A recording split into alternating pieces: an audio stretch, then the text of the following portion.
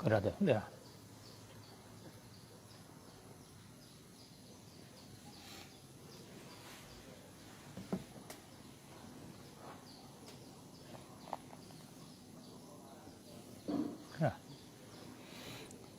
Assalamualaikum warahmatullahi wabarakatuh.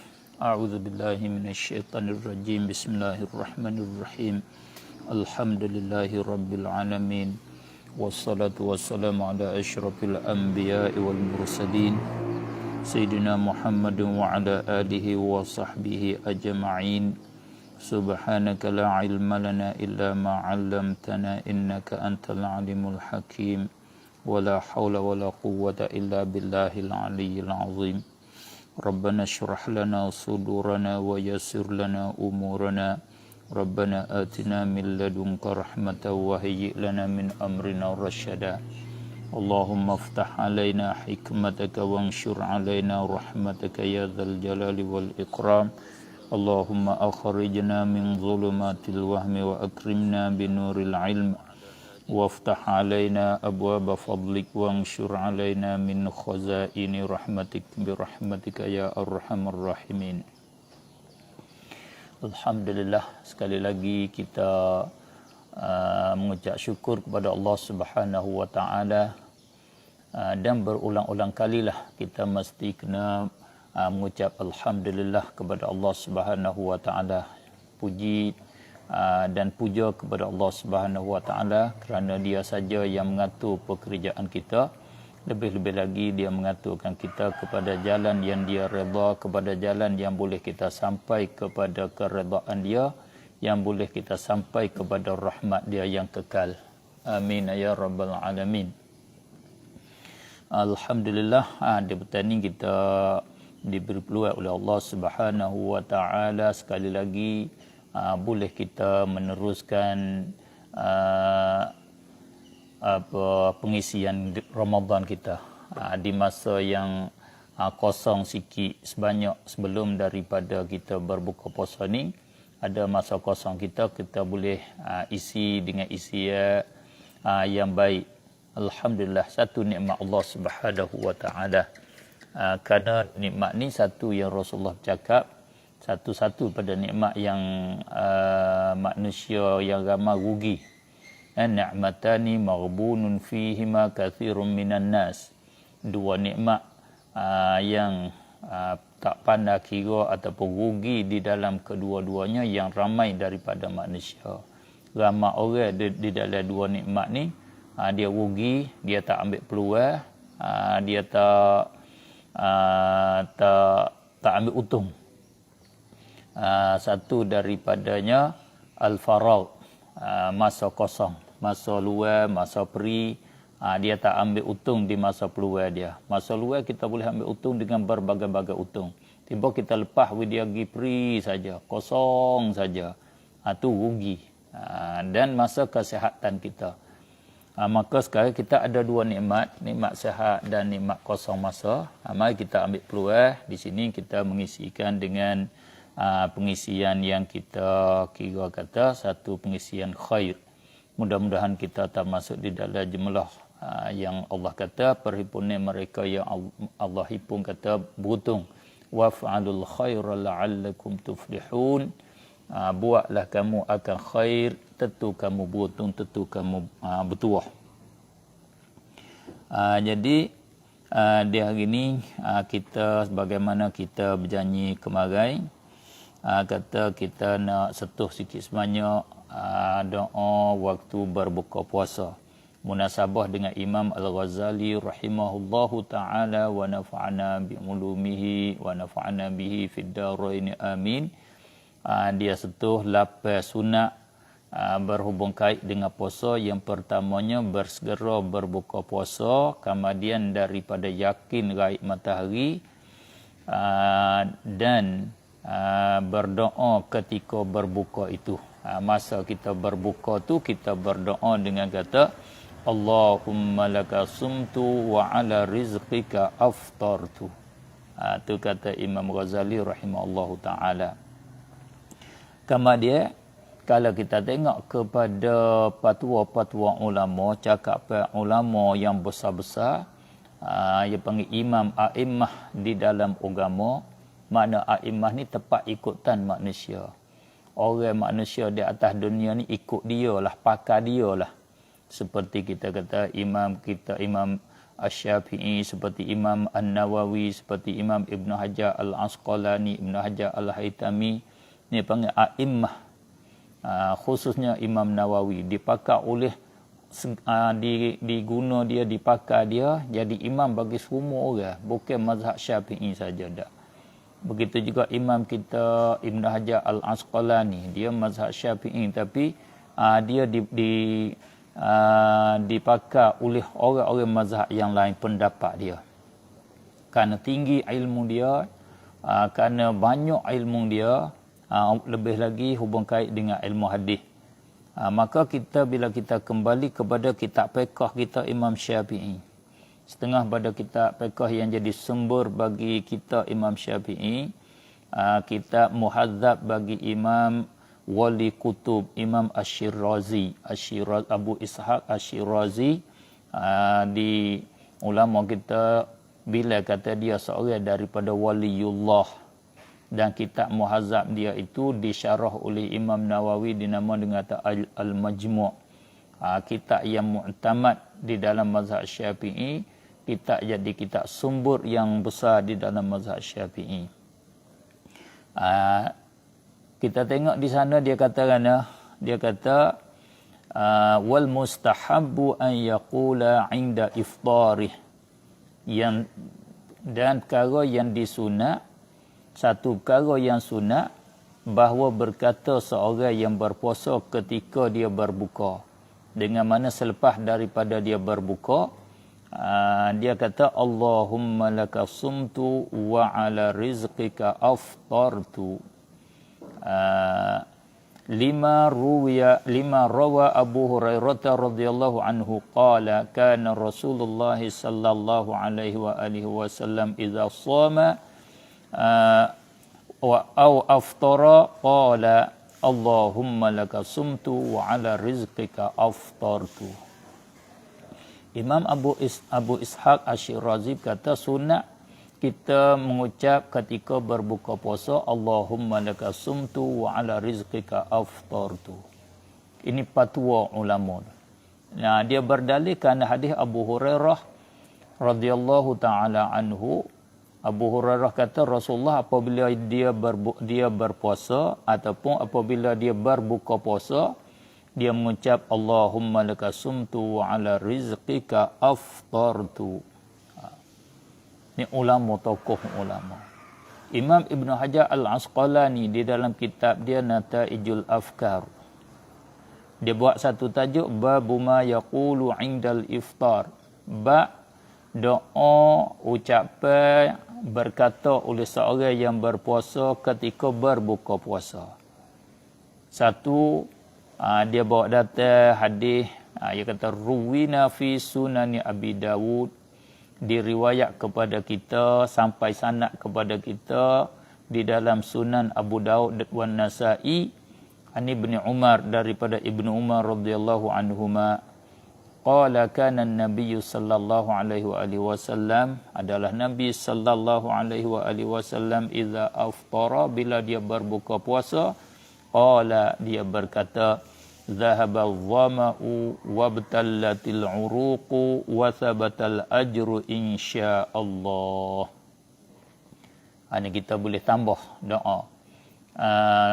Ketika berbuka puasa Rasulullah berdoa dengan kata dhahaba adh-dhama'u, hilang dahaga, wabtallatil 'uruq, dan basah orak-orak, wa thabatal ajru, dan sabit oleh pahala. Boleh pahala dengan sebab dahaga, dengan sebab kering orak. Sekarang kita berbuka, kami berbuka, aku berbuka, sudah hilang dahaga, sudah basah orak, insya-Allah boleh pahala.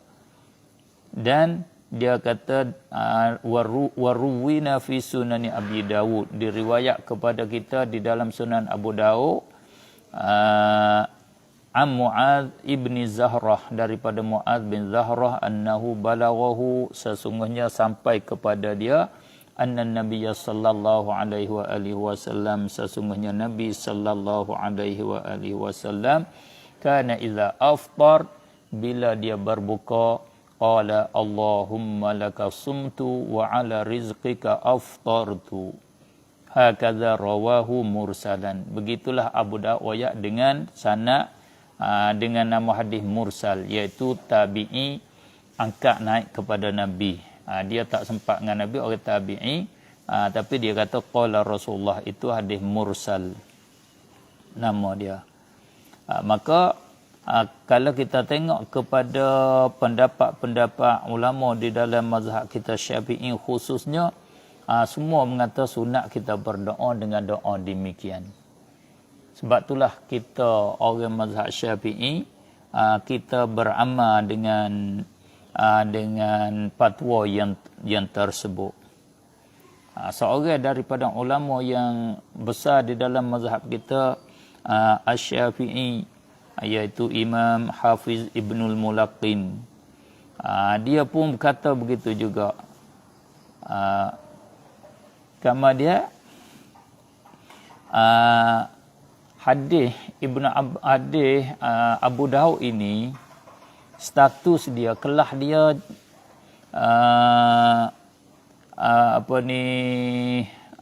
tinggi mana, jauh mana kelah dia, hukum hadis ni setara mana.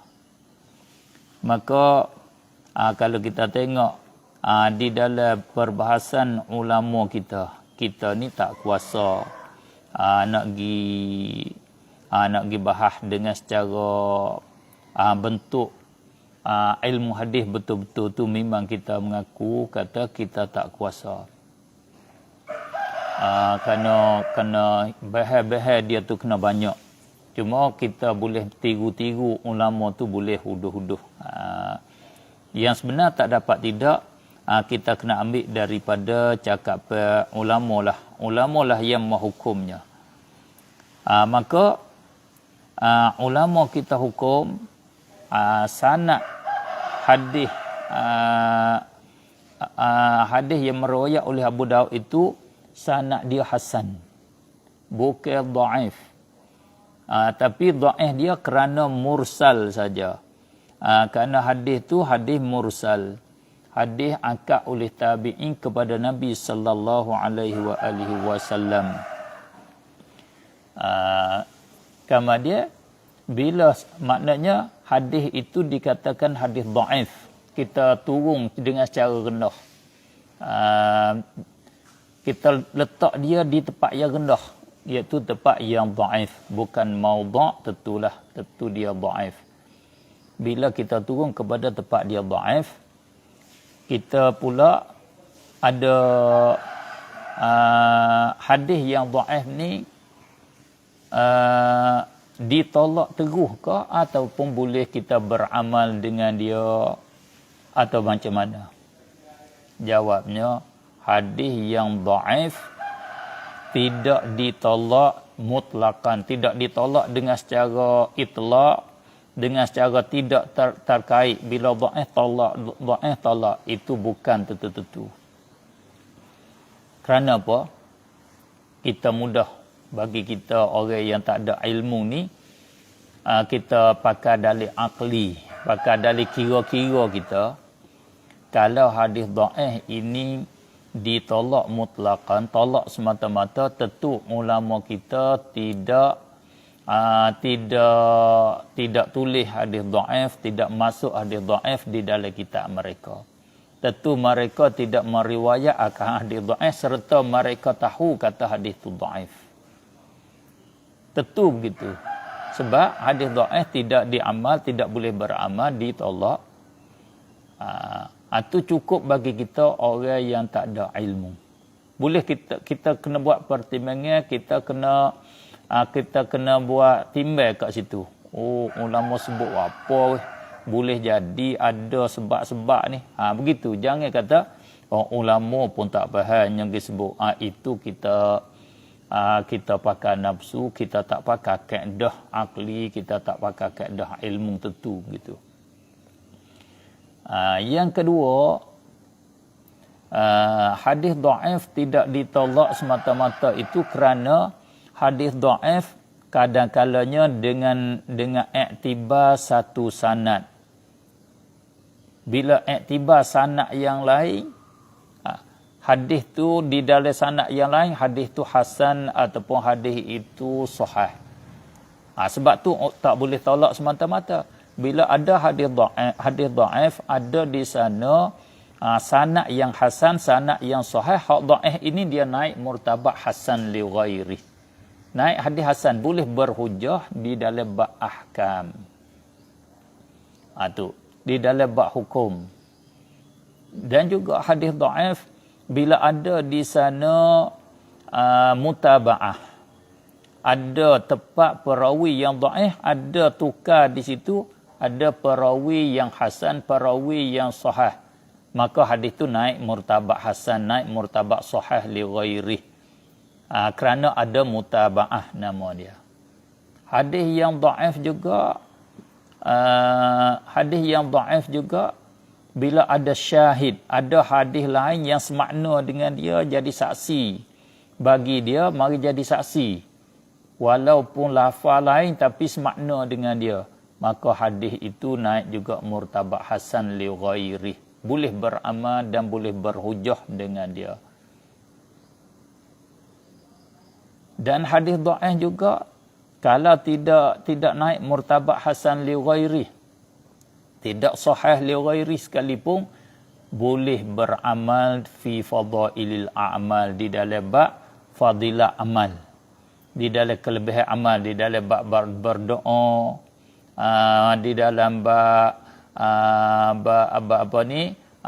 di dalam bab kelebihan, ada pahala, kita boleh beramal dengan dia. Sebab itulah ulama kita dia tulis, dia catat hadis dhaif walaupun dia tahu hadis ni dhaif. Kadang-kadang dia tahu hadis dhaif dengan sebab hadis ni boleh beramal, dia masuk di dalam kitab dia. Itu hubung kait dengan hadis yang dhaif. Bila kita tengok kepada hadis mursal hak Abu Daud riwayat di dalam kitab dia, hak kata Nabi berdoa Allahumma laka sumtu wa bika amantu, ni hadis ni bukan semata-mata dhaif. Kalau semata dhaif dia pun boleh beramal dengan dia fi fadailil a'mal, di dalam bab doa ketika berbuka puasa. Dengan sebab itulah ulama kita masuk di dalam sunat baca doa ni ketika berbuka puasa. Yang sebenar status hadis ni bukan semata dhaif, kerana hadis ni ada syahid. Kata di dalam kitab Mir'atul Mafatih Syarah Mishkatul Masabih, dia kata hadis Abu Daud ni hadis yang dhaif. Satu hadis yang riwayat sana hadis yang dhaif, tetapi hadis ni ada syahid. Hadis jadi ada syahid, jadi menguatkan hadis yang dhaif. Hadis yang Nabi kita kata 3 doa yang tidak ditolak. Doa 3 tempat yang tidak ditolak. Dan satu hadis Nabi kata ada bagi orang puasa inna lis-shaim 'inda fitrihi la da'watan ma turad. Ada bagi orang puasa ketika dia berbuka puasa ada doa yang tidak ditolak akan dia. Hadis ni jadi syahid, jadi saksi, kata boleh kita beramal dengan hadis Allahumma laka sumtu wa ala rizqika aftartu fataqabbal minni innaka antas samiul alim. Boleh kita berdoa. Sebab itulah ulama kita dia masuk di dalam kitab dia, kitab fiqh dia, dia fatwa kata sunat berdoa ketika berbuka puasa dengan kata Allahumma laka sumtu wa bika amantu wa ala rizqika aftartu. Wa bika amantu tu perkataan wa bika amantu tu perkataan yang ditambah, tidak ada di dalam hadis, tidak sabit di dalam riwayat hadis. Cuma ulama kita dia tambah wa bika amantu, makna dia sahih. Kita baca bukan bina di atas kata lafaz hadis, kita baca bina di atas kita tambah doa, tambah ucapan kita mengaku kita beriman dengan Allah Subhanahu wa taala. Tidak salah, nama dia bid'ah hasanah. Kata sempurna dia hak masyhur iaitu Allahumma laka sumtu wa bika amantu wa ala rizqika aftartu wa alaika tawakkaltu fataqabbal minni innaka antas samiul alim dan upamanya. Imam Ibn Hajar Al-Hafiz Ibn Hajar kata hadis ni sekalipun hadis mursal tetapi hujjah fi misli zalik, jadi hujjah, jadi dalil di dalam beramal, di dalam bab fadailul amal, di dalam bab berdoa ketika berbuka puasa. Bagi saya cukup dah untuk kita nak beramal. Bagi orang nak kritik, nak berdebat, dia kritik Ibn Hajar lah. Dia kritik ulama besar seperti Ibnul Mulaqin dan Imam Abu Ishaq Ash-Shirazi. Dia lawan dengan orang ni lah. Orang ni yang sudah buat kajian dengan secara teliti. Dia sudah syarah dah. Dia faham, dia kenal habis status hadis. Maka di dalam keadaan begitu mereka fatwa, mereka berpendapat kata sunat kita baca. Cukup bagi kita, alhamdulillah. Ini masuk di dalam jumlah kita, Allah memasukkan kita di dalam jumlah kata kita ikut jalan orang yang dapat hidayah daripada Allah Subhanahu wa taala. Masuk di dalam siratal ladzina an'amta alaihim. Alhamdulillah. Begitulah sikit sebanyak yang saya boleh sentuh tajuk doa Allahumma laka sumtu pada petang ini. Dan mari kepada kita tengok kepada soalan dengan secara ringkas-ringkas. Kerana tilik pada masa kita ni tak boleh kita nak peluaskan. Yang ketinggalan lagi kemarin dia kata satunya Assalamualaikum warahmatullahi Waalaikumsalam warahmatullahi baba. Cocok ubat kecing manis di siang hari bulan puasa boleh ke tak? Makna kita berpuasa nak pocok ubat kecing manis. Wallahu alam cara pocok ubat kecing manis tu bagaimana, macam mana. Saya pun tak tahu dengan secara detail dia, dengan secara halus la'iyak dia. Kalau hak tahu satunya dia pocok insulin. Dia pocok insulin ni iaitu pocok ubat di kulit, di perut dia, di kulit dia. Kalau pocok melalui kulit begitu, tak melalui orat, maka itu tidak batal puasa.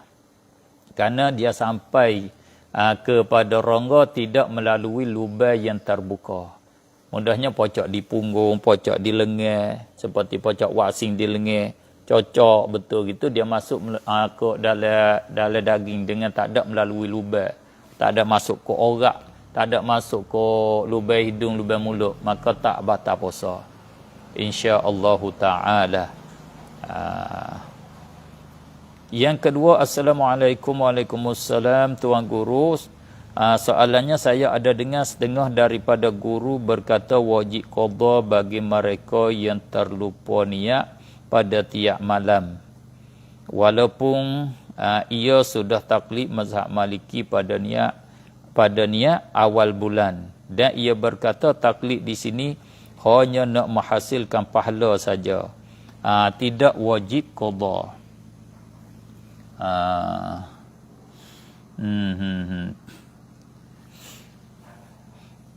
Kami yang sedikit ilmu ini tidak jumpa lagi nah dari kitab fiqh mazhab kita kata wajib qada.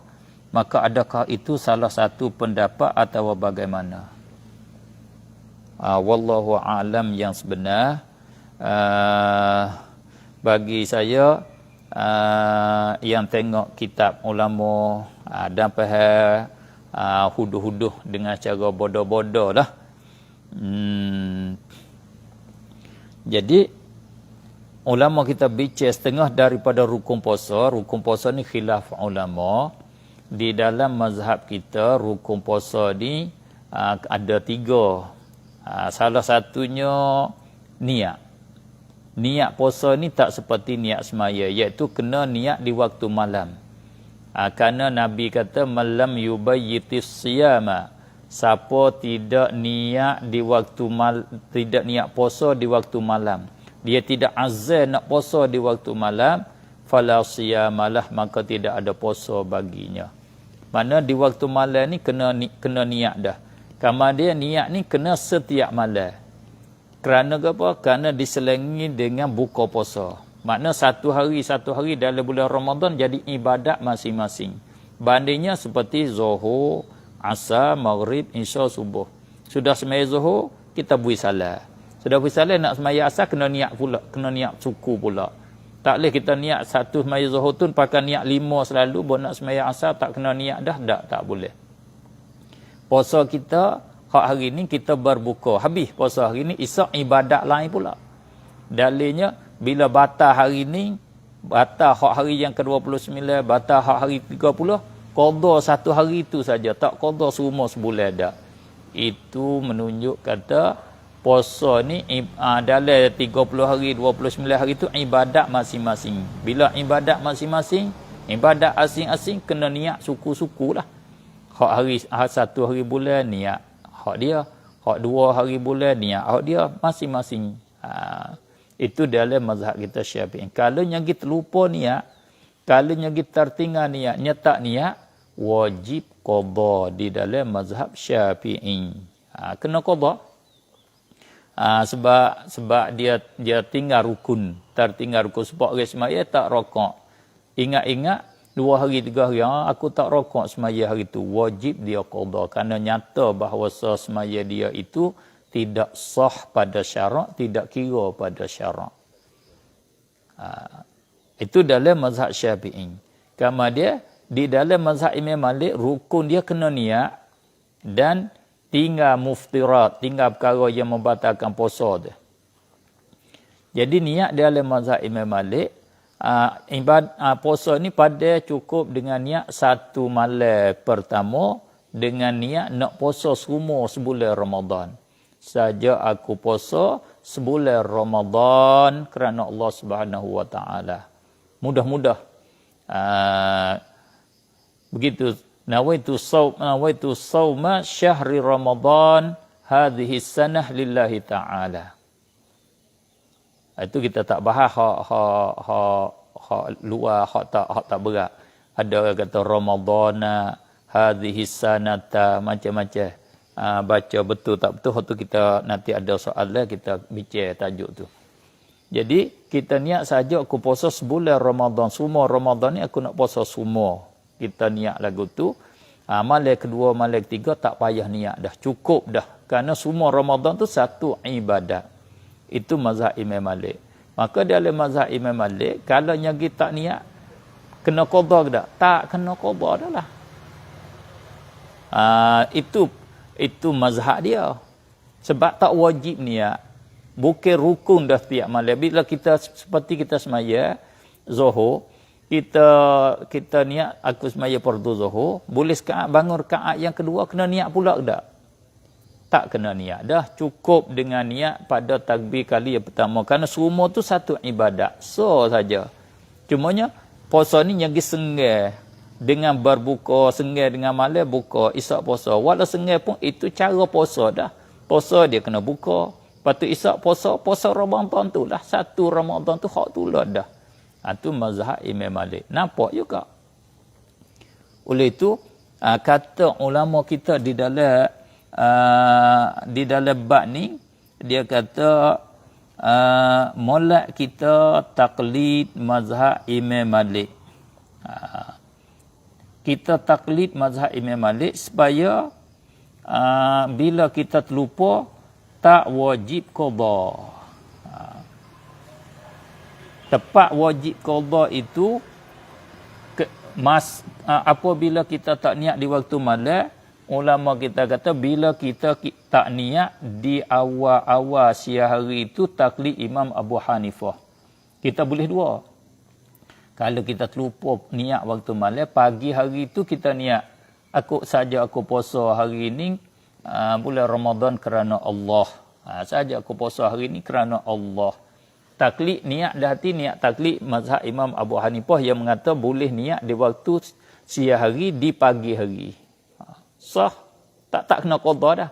Dan jika seorang yang terlupa niat tidak taklid Imam Malik. Tidak taklid mazhab Imam Malik. Yang kalau dia taklid tak kena qada. Itu sebut di dalam Hasyiah Jamal. Saya ambil pendek, ringkas.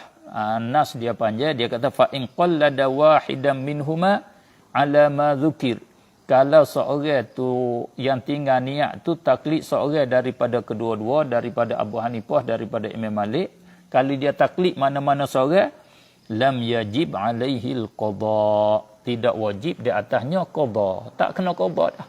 Itu nas di dalam fiqh kita. Kalau kita tengok dalam fiqh kita, qada-qadaran yang kita boleh sapa tu beginilah kesemuanya. Kalau kena qada pula, apa faedah taklid? Kalau kena qada, siapa kata kena qada? Imam Syafi'i kata kena qada. Kalau Imam Syafi'i kena qada, kita taklid mazhab Imam Malik, mari fatwa dengan mazhab Syafi'i. Tak betul. Tak ada arti taklid. Tak ada faedah taklid. Taklid Imam Malik. Qada kerana Syafi'i suruh qada. Itu tak panggil taklid. Bila taklid tu, kita jadi orang mazhab Imam Malik. Hukum dia dalam mazhab Imam Malik macam mana? Begitulah. Oleh itu, hak kata kena qada tu, kena berhajat kepada kena murajaah. Kena tengok semula lah. Kerana ulama kita kata bila taklid Imam Malik, taklid Imam Abu Hanifah tak kena qada. Itulah kaedahnya. Semacam kita semaya, kita ambil air semaya, kita setuh perempuan, kita semaya taklid Imam Abu Hanifah, kena qada tak semaya kita? Tak kena qada kerana semaya kita sah dah. Tak kena qada. Wallahu a'lam. Takut-takutnya kita bicara di dalam satu mazhab, kita buat hukum di dalam mazhab yang lain. Itu tak betul dengan kaedah. Wallahu a'lam.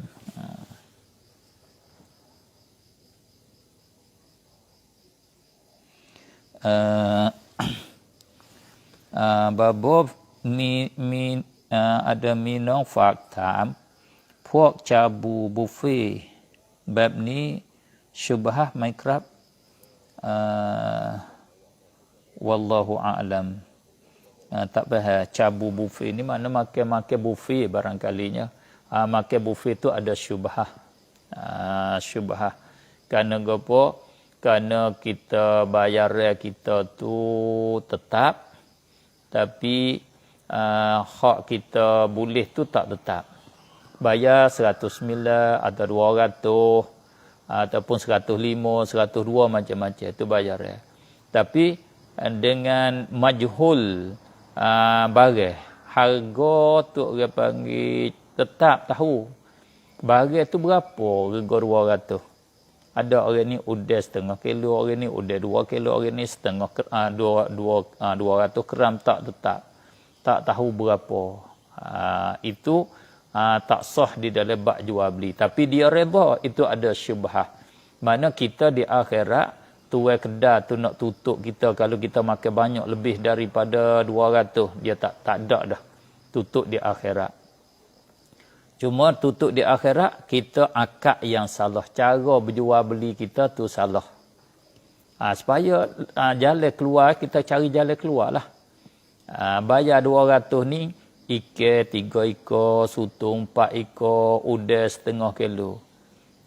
Kemudian bila orang tu ambil tak cukup hak dia, dia makan lebih lagi. Royak dia sedekah untuk orang lain. Sedekah ke tuai kedai, boleh tuai kedai jual pada orang lain pula. Kalau tak cukup, tuai kedai kata ambillah lebih lagi. Ikut nak ambil berapa. Itu cara dia. Kena ada hak yang tertentu jalan keluar. Baru lepas. Baru betul dengan kaedah agama. Wallahu a'lam. Adakah harus melanggar perintah yang dipertua Majlis Agama Islam dalam hal COVID? Perintah dia ni adalah hal COVID ni tak boleh kita langgar kerana tengok perintah lah. Kalau perintah tu yang jadi yakin, yang jadi berat sebelah balik keselamatan, tak boleh. Kalau dia pun 50-50, dia turut perintah orang atas juga, itu tak wajib kita turut. Orang atas pun kerana perintah orang atas saja, dia bukan yakin seperti kita kata pocok vaksin. Bukan yakin kata boleh tahan penyakit. Banyak orang pocok vaksin tu ada mati, ada kena pula, mati pula berbagai-bagai. Cuma ini dia panggil perintah saja, kerana politik saja, bukan benda yang sebenar. Kalau benda hak sungguh, kita kena taat.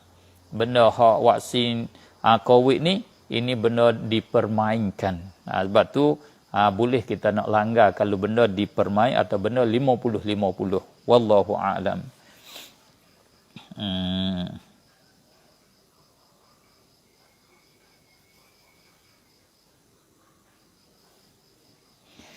Masalah buat jemaah tak cukup 40 bagaimana? Kalau kita nak buat juga jemaah, bilangnya kampung kita tak cukup 40, kita kena taklid pendapat Imam Syafi'i yang mengatakan sah jemaah dengan bilangan 12 orang ataupun 5 orang. Boleh taklid tu. Itu kul qadim bagi Imam Syafi'i yang disokong oleh ulama dalam mazhab Syafi'i. Kata boleh taklid. Khususnya Imam As-Suyuti kata boleh. Nak taklid, nak ikut bilangnya hak tak sampai 40. Kalau nak buat. Kalau kita nak turut hak muktamad, kita tak kena buat jemaah. Wallahu a'lam. Tengok pada masa tu kita cukup banyak ni dulu. Soalan hari ni nanti kita tengok semulalah. Wallahu subhanahu wa ta'ala alam. Subhanallah walhamdulillah wa la ilaha illallah wallahu akbar wa la hawla wa la quwwata illa billahil aliyyil azim. Adada kulli harfin kutiba abadal abidin wa dahrad dahirin. Allahumma inni astaudi'uka ma 'allamtani farduduhu ilayya 'inda hajati ilaih. Subhanakallahumma wa bihamdika asyhadu an la ilaha illa anta astaghfiruka wa atubu ilaik. Wassalamualaikum warahmatullahi wabarakatuh.